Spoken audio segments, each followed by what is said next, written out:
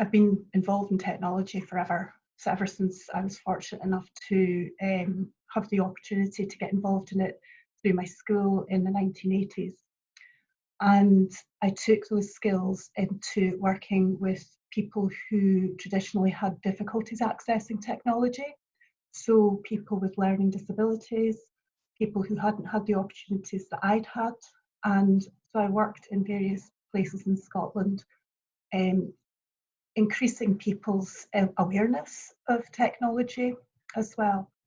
I also have a background as a carer, and it rapidly became obvious that I really needed to be doing something along those career lines. So I started with the access courses that would enable me to become a nurse, and eventually was absolutely thrilled to gain a place at Edinburgh Napier University to become a learning disabilities nurse.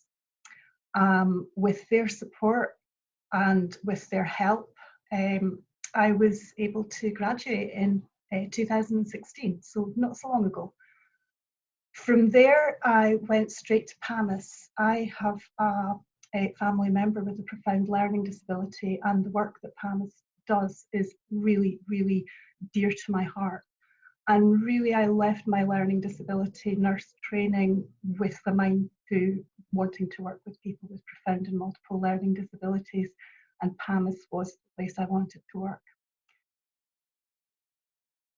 The digital passports had been in production already whenever I joined PAMIS for around about 8 years, and the initiative for them had come from the parents. So the point about them was that they were very easy to use, very easily accessible, very easy to update.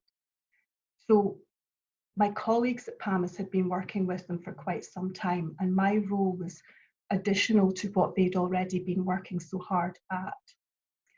The skills I had to learn in that role were bringing that technology into areas where it didn't necessarily fit intuitively. People couldn't quite see what we were trying to do. So as far as qualifications, paper qualifications were concerned, no, I didn't. But as far as a massive learning curve about speaking to people, working with people at all decision-making levels, getting the opportunity to present to people about digital passports, and actually becoming involved with family carers and how people actually needed to convey that information was something that is priceless and probably worth an awful lot more than a paper qualification at the end of the day. I need to bring sensitivity to my role. We are working with family carers who know the person that they work with inside out. One of our parents says that she doesn't want a digital passport for her daughter because she only interprets what her daughter does and says and wants and needs. And who is she to say for definite that her child wants these things? Actually managing to put that sort of information into a form where it's set digitally so that other people can understand it is a huge responsibility. If that parent feels that she can't interpret for her daughter, despite the fact that she's been her carer for so long, what hope has the workforce got in providing safe, effective, person-centred and relevant care to the group of people that we support at PAMIS? So the skills that I've brought to the role are interpreting that by assisting people to tell their story digitally, to look at the various aspects of care, to look at what's actually happening, to look at what the actual needs of the workforce are, to look at what the actual needs of the person receiving care within the NHS are. I feel that as a nurse, my background professionally, my training and my integrity and the way that we approach things as learning disabilities is quite different. We are very broadly trained to work specifically with people with learning disabilities. We are the only group of professionals that are trained in that way. And people who have a learning disability deserve to be treated by people who have their specific needs in mind. I believe that I bring that. I also feel that I bring the breadth of knowledge and opportunities that I've been given as part of the role that I play at PAMIS. And I also believe that I help to give the point of view of the family carer.